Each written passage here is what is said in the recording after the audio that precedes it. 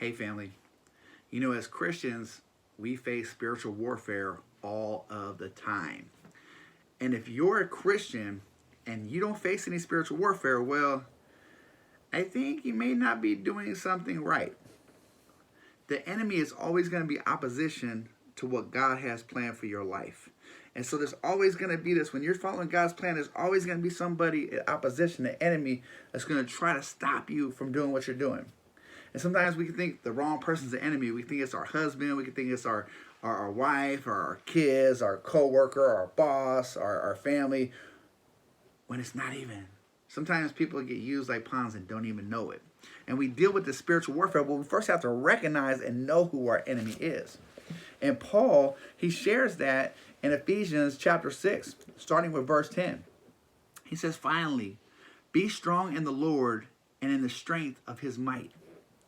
Put on the whole armor of God, which we're going to talk in detail about tomorrow, that you may be able to stand against the schemes of the devil.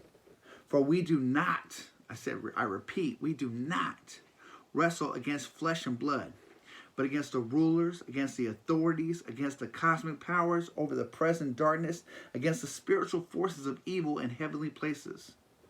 And so what he's sharing with them is that it's not a physical war. We're looking at the wrong enemy.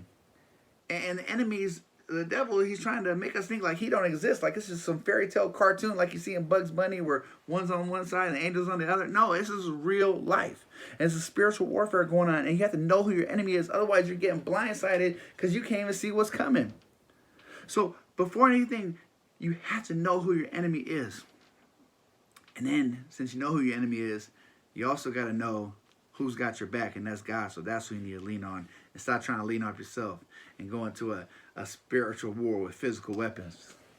All right, family? Tomorrow, tune in. We're going to show you what those weapons are and how you can use them in your life. All right, family? You guys have a blessed day.